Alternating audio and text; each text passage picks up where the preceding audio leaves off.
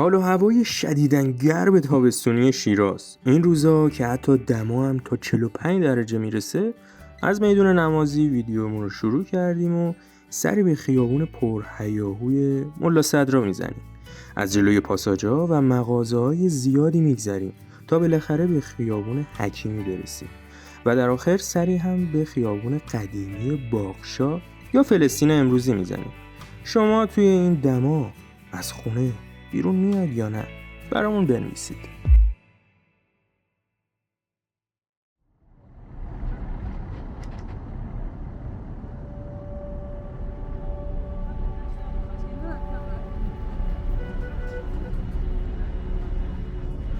درود به همگی، امیدوارم حالتون خوب و عالی باشه. میدون نمازی هستیم، شیراز، مرداد 1403. اومدیم توی یه روز گرم تابستونی، ساعت 9:10 صبح یه فیلم میگیریم از خیلی ممنون شلوغی‌ها و ترافیک و گرمای هوا.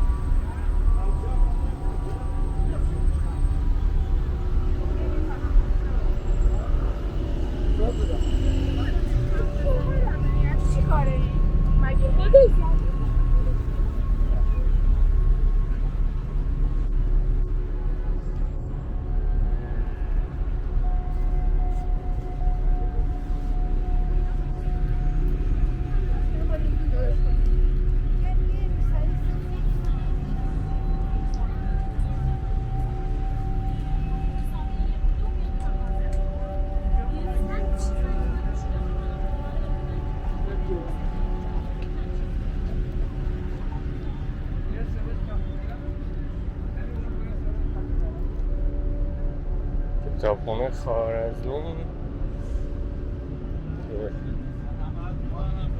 که تابستون دانشجوها در کتب میرن برای درس و چیز.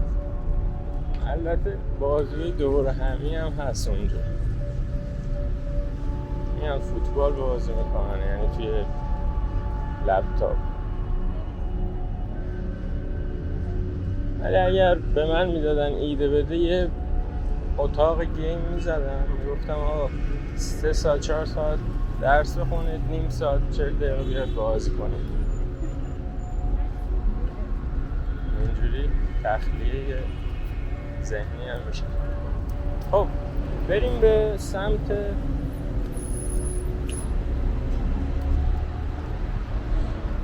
خیابان ملا صدرا. میخوایم توجه کنیم به همه دستفروش‌ها و مردم و تابلوهایی که اینجا آبیشن بابا چیزی است که تب و تاب جنگ بین ایران، سوریه، لبنان، اسرائیل، فلسطین یا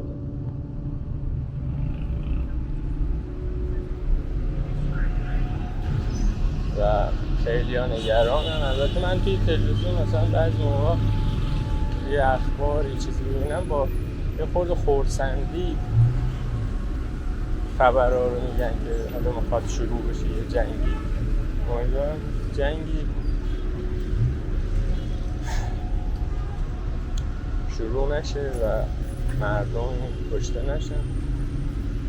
یه هزاران جنگی که طول تاریخ شکل گرفته بیشتر مردم عادی، بچه ها، زن ها، پیرمرد و پیرزن ها کشته میشه و اونایی که مسئولیت اصلی داشتن خیلی آسیب جدی نمیبینن.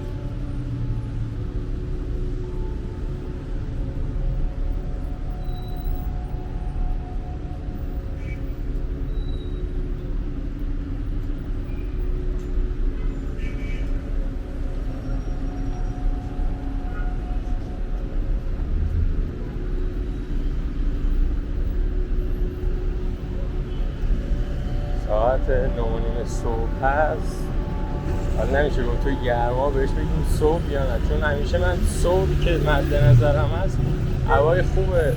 حالا تو تابستون میشه 6 تا 8 تا 9، توی زمستون حالا مثلا بشه 7 تا 8 تا 11 12، حالا بگیم 11. ولی هنوز بعضی از مغازه‌ها باز نکرده. قصه اولین بار هست میبینم توی این فصل، یعنی توی امروز قصه خام. انبه کیلو چند؟ 160.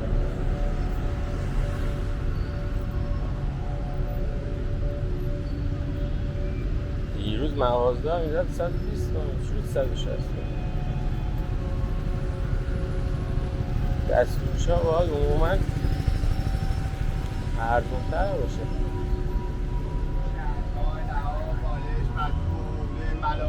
خیلی ممنون. و طرح تعویض تشک کهنه با جدید، این هم ایده قشنگیه.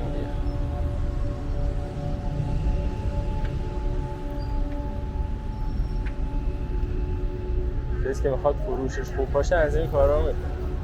البته دیگه باید بدونیم اون تشک کهنه رو مثلا چجوری بازیافتش میکنه، چون تشک خیلی کالای مصرفی زیادی نیست. اگر که خراب بشه فنرش در بتپه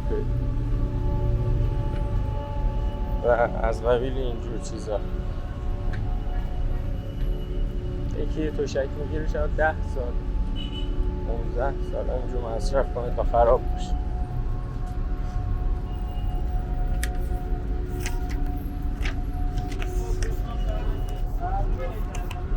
من سعی میکنم این تراکت ها که میدن بگیرم، چون که اینا ساعتی و نمیدونم تعدادی که کار میکنن 1000 تا که بهشون میدن، مثلا 100,000 تومان، 200,000 تومان، 300,000 تومان قیمتشون نمیدونم. این تموم باید بشه دیگه، چه بهتر که ما ازشون بگیریم و اونا هم به یه پولی برسن.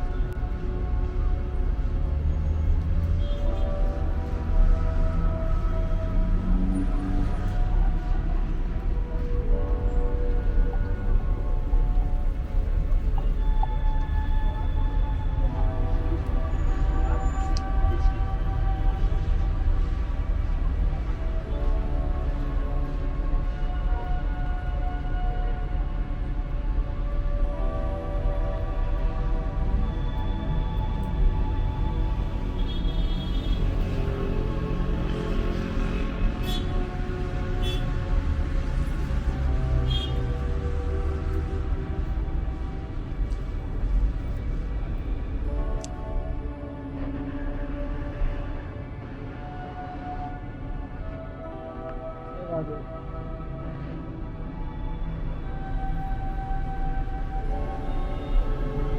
هم خرید فروش سکه است، شمشه طلا ها که گرون هم هست.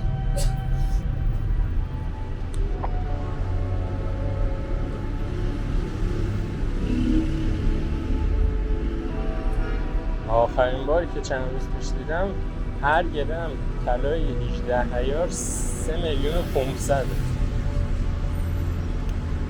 حتما یه سکه بهارم از 40,000,000 گذشته.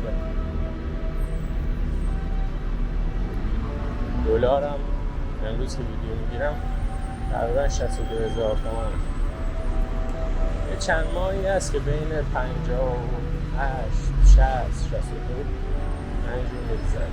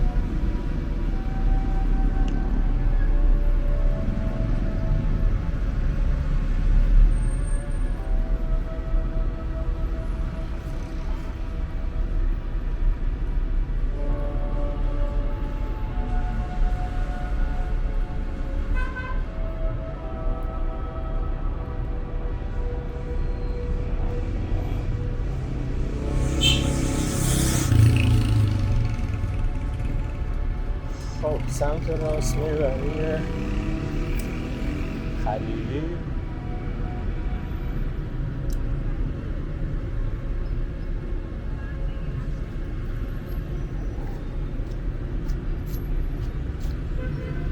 و اون برم میره برای حکیمی. اون برم چهاره مله صدرا هست. بریم به سمت حکیمی. من چند ماه پیش یه ویدیو از خیابون برق گرفتم، آش برق و این چیزا، متاسفانه پاک شد.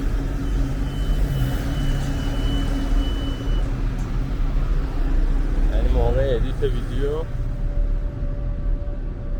پاک شد. حالا دوباره میخوام برم بگیرم. خیابون برقم از جمله خیابونایی هست که جاش توی کانال خالیه و چند نفر درخواست داده بودن که بریم ببینیم.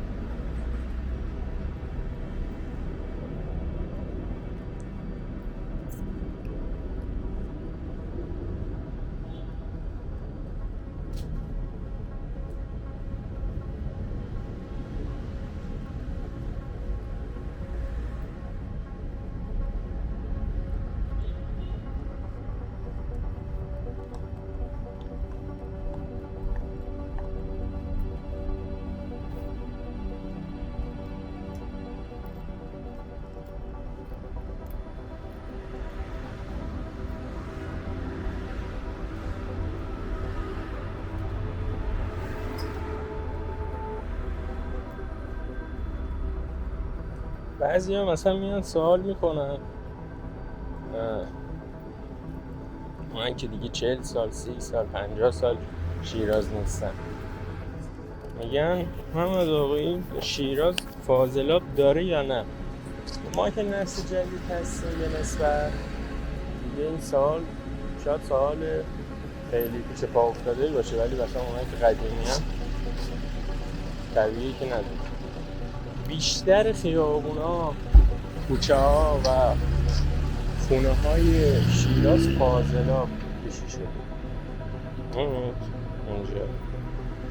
اینجا فاضلاب هست.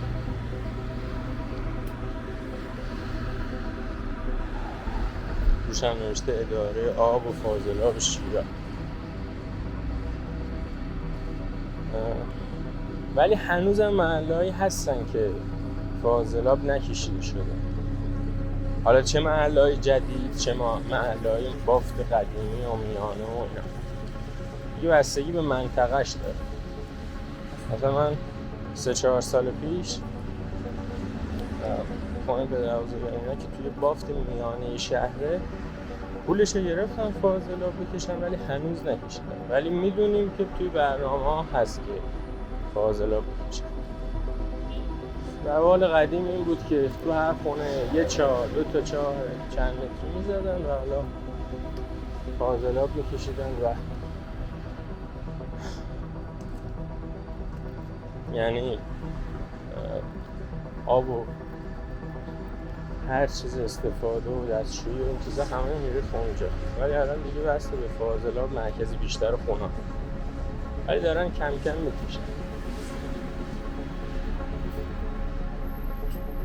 بفهم خبر داشتم که از طریق جمعی از این دانش بنیاد و این نخبه‌ها میخواستن کلا فاضلاب شیراز رو تصفیه کنن، ولی هنوز اونقدر هماهنگی بین مسئولای مربوطه پیش نیومده که بتونن این آب زیادی که از طریق فاضلاب داره هدر میره رو به نوعی تصفیه کنن و بازیافت کنن. ولی الان همینجور میریزه به پایین دست، چون شیب شیراز به سمت دریاچه معالو هست و برای همین بیشتر فاضلاب میره اونجا. یه خاطره شاید یه خورده فان باشه، طنز باشه بگم، حالا نمیدونم آنچنان حقیقت داره یا نه، ولی میگم توی پروسه چند ساله ساخت مترو شیراز خیلی سال طول کشید که افتتاح بشه. تقریبا سال 95-94 افتتاح شد. من از همون اوایل 80 یادمه که ایستگاه و گودالای عمیق توی خیابونا بعضی جاها درست میکردن برای مترو. خیلی جاها به مشکل برخوردن. چرا؟ چون که به نسبت توی پایین دست از وسط شهر به پایین شیراز آب شهر شیراز بالا هست. قبلا یادشونه مثلا 2 متر میکندی 3 متر میکندی میرسیدی آب. حالا برو مترو چند 10 متر، مثلا 10 متر 20 متر 30 متر باید بری پایین. چقدر آب زیرزمینی باید بکشن بیرون که حالا بشه مترو بکشه. چند تا مهندسای چینی اومدن گفتن دست شما درد نکنه از میدون اسلام تا گل سرخ کشیدیم، ولی ما پیشنهاد بدیم اینو بکنین فاضلاب شهری. یعنی همین مسیری که حالا من خیلی وقتا نشونتون میدم از همون میدون احسان، بعد بره پل مالی آباد، بعد بیاد همین زند و بره گل سرخ و از بلوار مدرس هم رد میشه، بکنین فاضلاب. توی مسیر شیب آب هم هست، محله‌های زیادی هم میتونین بهش وصل کنین، بره به سمت پایین، میشه یه فاضلاب مدرن مثل بیشتر شهرهای آمریکا. ولی دیگه مترو هست. این هم از این خاطره که من چند سال پیش شنیدم از یه نفر میگفت و بهتری که مترو رو از رو بکشن، هم خرجش کمتر هم زودتر میشه. البته شیراز چون که شهر قدیمی هست، شاید از زیر زمینم مترو بکشم یه چیزایی پیدا بکنن که ارزش تاریخی داشته باشه. بیشتر از این نمیدونم تو جزئیات، ولی اینو بگیم مخصوصا قسمت میدون امام حسین یا ستاد یا خیابون زنی که حرف و حدیث هم و الان هست رسیدیم به خیابون باغشا یا خیابون فلسطین الان و اون برام خیابون قصرالدشت، انتهای دیگه خیابون قصرالدشت رسیدیم. بریم به سمت پارامونت یا هم قبلش سینما سعدی. خیلی ممنون که تا اینجای ویدیو با من همراه بودید. کلی ویدیو در انتظار شماست برای اینکه ببینید اگر که بیننده‌های جدید هست و خیلی از ویدیوها رو ندیدید. تا یه روز دیگه یه ویدیوی دیگه، فعلا خدا نگهدار.